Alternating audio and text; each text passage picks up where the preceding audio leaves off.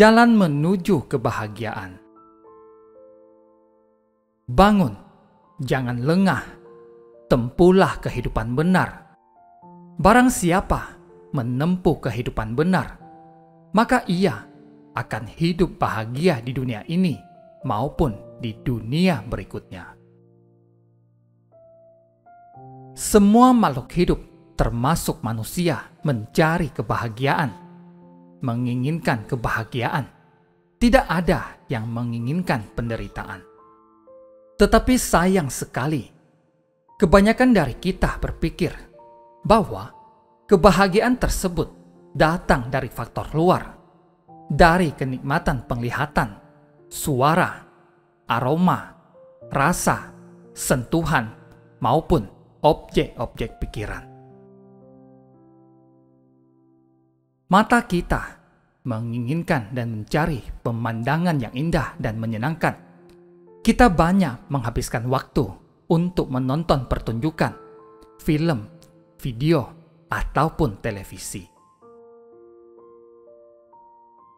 Telinga kita menginginkan dan mencari suara yang merdu, musik yang indah, maupun pujian-pujian.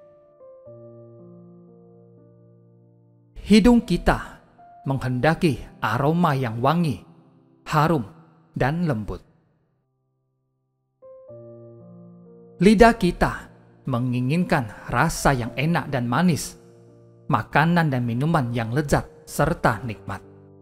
Kita makan bukan untuk mempertahankan tubuh, tetapi untuk memuaskan nafsu keinginan kita.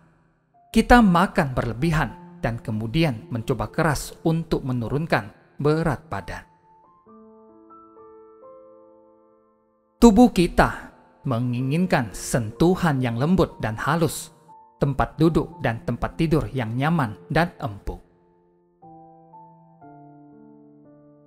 Pikiran kita selalu berkelana dan mengembara di alam khayal dan fantasi, menghayalkan masa depan yang cemerlang, ataupun mengingat kenangan indah masa lalu. Kita berpikir bahwa keenam objek indera ini dapat memberikan kebahagiaan dan kepuasan sejati bagi kita, dan perbuatan kita pun mengikuti pikiran tersebut. Jadi, dengan tubuh ini, kita mencari berbagai kenikmatan melalui keenam objek indera kita, dengan melupakan bahaya dari sensasi kenikmatan tersebut, melupakan bahwa semakin kita menikmati kesenangan indera, semakin kita melekat kepadanya. Perasaan senang yang muncul karena menikmati objek-objek tersebut akan menimbulkan nafsu keinginan yang berlebihan, dan bergantung atas nafsu keinginan yang berlebihan tersebut, kita mendapatkan diri kita melekat pada keenam objek indera sampai kita tidak dapat melepaskannya. Kita melekat kepada keenam objek indera tersebut, dan kita diperbudak oleh keenam objek indera tersebut.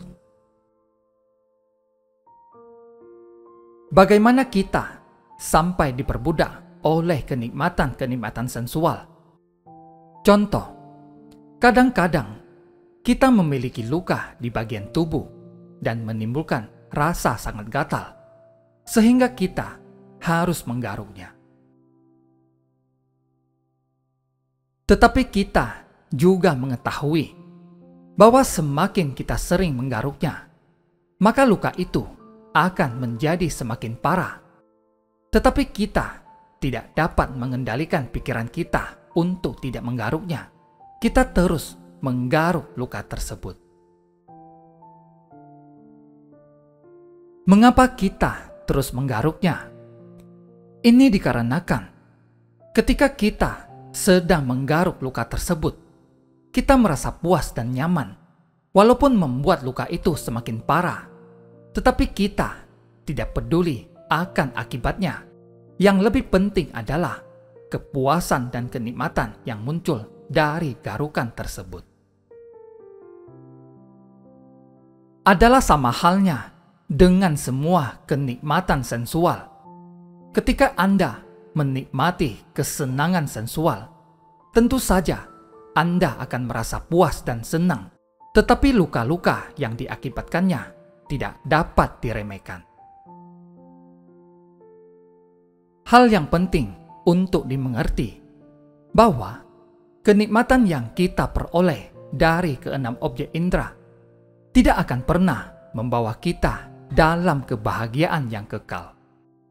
Jika begitu, apakah jalan menuju kebahagiaan kekal itu? Jalan menuju kebahagiaan kekal itu adalah jalan mulia berunsur 8. Dan apakah jalan mulia berunsur 8 itu?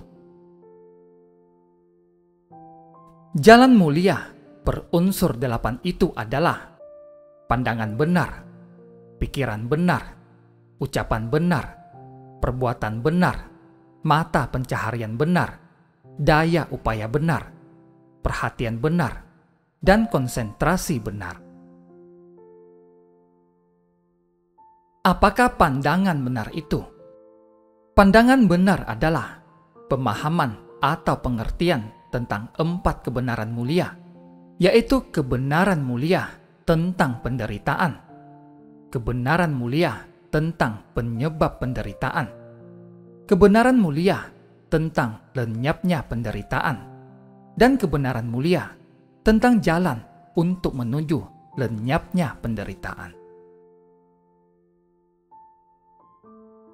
Apakah pikiran benar itu?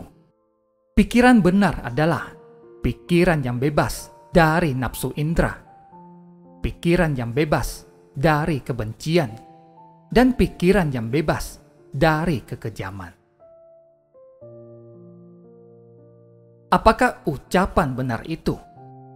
Ucapan benar adalah ucapan yang bebas dari kebohongan, fitnah, caci maki, atau omong kosong yang tidak bermanfaat. Apakah perbuatan benar itu? Perbuatan benar adalah perbuatan yang menghindari pembunuhan makhluk hidup, pencurian, dan penyalahgunaan seksual. Apakah mata pencaharian benar itu? Mata pencaharian benar adalah mata pencaharian yang tidak merugikan makhluk lain dan juga tidak merugikan diri sendiri. Misalnya, mata pencaharian yang tidak mengakibatkan pembunuhan, penipuan.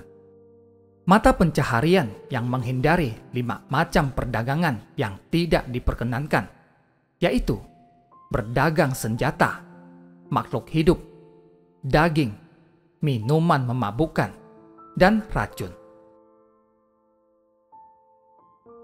Apakah daya upaya benar itu?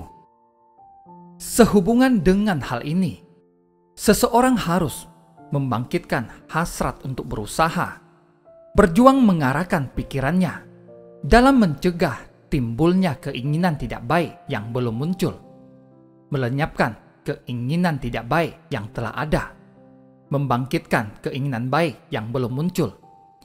Ia harus membangkitkan hasrat untuk berusaha, berjuang mengarahkan pikirannya untuk menjaga kelangsungan, menumbuhkan, mengembangkan, dan memenuhi keinginan baik yang sudah ada. Apakah perhatian benar itu? Sehubungan dengan hal ini, seseorang harus melakukan perenungan untuk memperhatikan dengan sungguh-sungguh batin dan badan jasmaninya, sehingga dapat mengendalikan diri terhadap godaan nafsu keinginan duniawi. Yang terakhir, apakah konsentrasi benar itu? Sehubungan dengan hal ini, seseorang harus berlatih meditasi untuk memusatkan pikirannya, agar pikirannya dapat terkonsentrasi pada objek meditasi dengan kuat dan terpusat mencapai jana. Namun, jalan mulia berunsur 8 tersebut adalah jalan yang sangat panjang, kadang rata dan kadang berlubang-lubang, disertai dengan tikungan dan kelokan yang sangat tajam. Dan jika kita ingin menempuh jalan itu dengan langkah yang mantap tanpa tergelincir, kita memerlukan suatu pertolongan. Pertolongan yang dimaksud adalah perlindungan Tiratana atau Buddha, Dhamma, dan Sangha. Terima kasih, semoga bermanfaat.